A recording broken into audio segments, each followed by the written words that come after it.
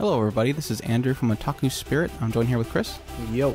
And today's unboxing is from the show Dog Days, and this is a really terrible pronunciation, I'm sure, but it's Leonmitchelli, Galette des Rois. Rois? Anyways, again, she's a character from Dog Days. I originally purchased this because I seen the pictures online, looked like it was a pretty elaborate Nendoroid, and it came complete with a Chocobo. Well, I wouldn't call it a Chocobo, but Totally yeah, Chocobo. So yeah, it for that reason is a more expensive Nendoroid. I think I paid about $58 for it, but I'm glad that I did purchase it because, I mean, looking inside, it's just jam-packed full of stuff. It even has two bases because there's two different things here. But yeah, inside, of course, we have the Nendoroid itself. She does come complete right here. You can see with her sitting form because she can both be standing and be sitting on the, again, I'm going to call it Chocobo. Sorry. It's fine. Go ahead and call it a Chocobo. We get the joke. The sad thing, though, is that the sitting form does come with those nasty little pegs that we've gone into before, but these ones are a little more simple to take apart. This is her, I'm going to call her Leon. I think that's what they call her, Leon-san. She comes with a lot of plastic, so you do have to kind of take every bit of her apart. She's a very layered character, with her hair being as long as it is, the two capes that she has, and her lower half drape. Right here I'm changing the two different. She only comes with one tail, so you have to move the tail between the two lower halves. Here is again me taking the pegs out. I didn't require a tool this time, so it was a little easier to do. But again, you could just remove those. Here is the Chocobo in full form. It is very heavy. It feels very well made. And I liked how it was very movable. You can change its position of its head up and down, left and right. The legs can be changed, and if you weigh it correctly, you can also have it without the actual base, which is really nice.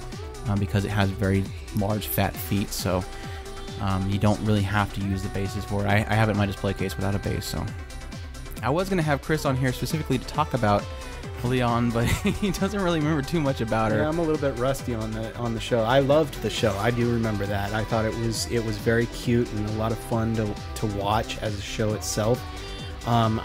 This particular character is the princess or queen, if you want to call her that, but she's the leader of the. You would call her Her Majesty.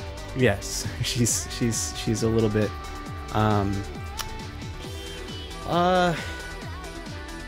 stern. High and mighty. She is cute though. I will give you that. She's kind of the leader of the cat country. The dog country is the main character's side. And her rival is Biscotti, if I remember right. And she's a cute little puppy girl, and I will probably eventually have her as well because she's just as elaborate. Maybe I'll get her ahead of time so that you can't have both of them. This is important to kind of note. You do have to take off the upper feathers to get her to sit onto the mount. And you also have to take the bottom part of her off first to get it to attach, because there's a peg in the back that's too hard to hit with her being fully together. So that was kind of frustrating getting that to work. But I also want to note that she does have an assortment of weapons. She has her large axe. She has a magical emblem. Yeah, the axe is huge. There was a magical emblem. Yeah, one of her hands it has the emblem on it. So that she's cool. Casting, you'll see here in a second.